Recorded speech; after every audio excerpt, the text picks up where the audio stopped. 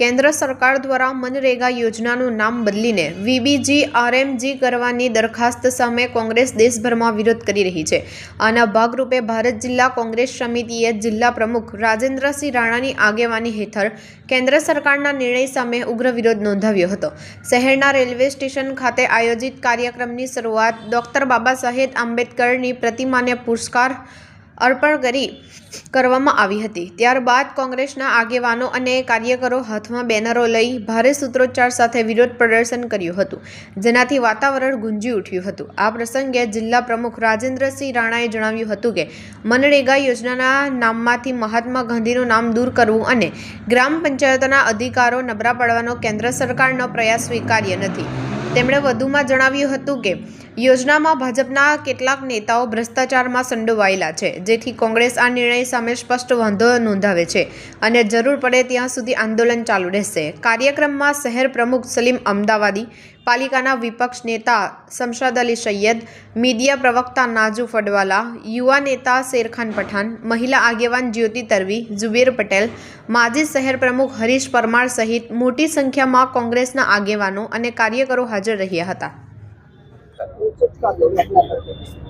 સન્માનીય મનમોહન સિંહજીની સરકાર 20 વર્ષ પહેલા કેન્દ્ર સરકારમાં હતી ત્યારે 20 વર્ષ પહેલા મનરેગાનો કાયદો પસાર સર્વસંમતિથી સંસદમાં થયો હતો। ત્યારે આખા દેશે વધાવેલો હતો, તમામ પક્ષોએ એને આવકાર્યો હતો।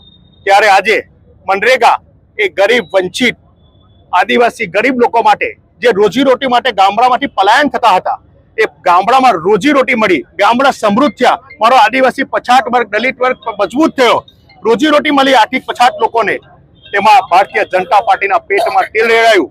મનરેગા યોજનામાં મહાત્મા ગાંધી, જેને વિશ્વ પિતા કીધેલા છે, એનું નામ કમી કરી અને એનું નામ બદલવાની કોશિશ કરેલી છે। નામ બદલવાની કોશિશ નથી, પણ ભારતીય જનતા પાર્ટી દ્વારા દરેક જિલ્લામાં, આખા હિન્દુસ્તાનમાં જે ભ્રષ્ટાચાર થયેલો છે ને જેની ખરેખર એની તપાસ ચાલી રહેલી છે, જેટલી તપાસ છે એટલી જ કરવાની।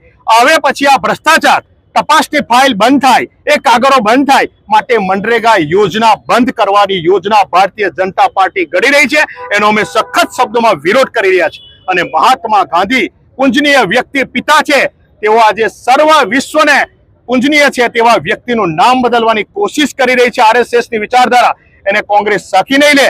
અને આ ભ્રષ્ટાચાર, આજે ભરૂચ જિલ્લાની વાત કરીએ તો ભારતીય જનતા પાર્ટીના આગેવાનોના એકાઉન્ટમાં 1 કરોડ જેટલા પૈસા જમા થયા, એની તપાસ ચાલી રહેલી છે। RTI ની માહિતી નથી આપતા, અમે આંદોલનો કર્યા છતાં પણ એને દબાવવાની કોશિશ કરી રહેલી છે। ત્યારે આ ફાઇલો બંધ કરવા માટે, આ ભ્રષ્ટાચારને દબાવવા માટે આ મનરેગા યોજના બંધ કરવા જઈ રહેલા છે।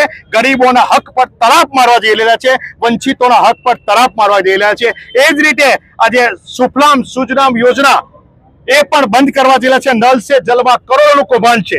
એથી ચાલ્યો તો નગરપાલિકા યોજના અંદર ટોયલેટ કૌભાંડ કરોડોનું છે।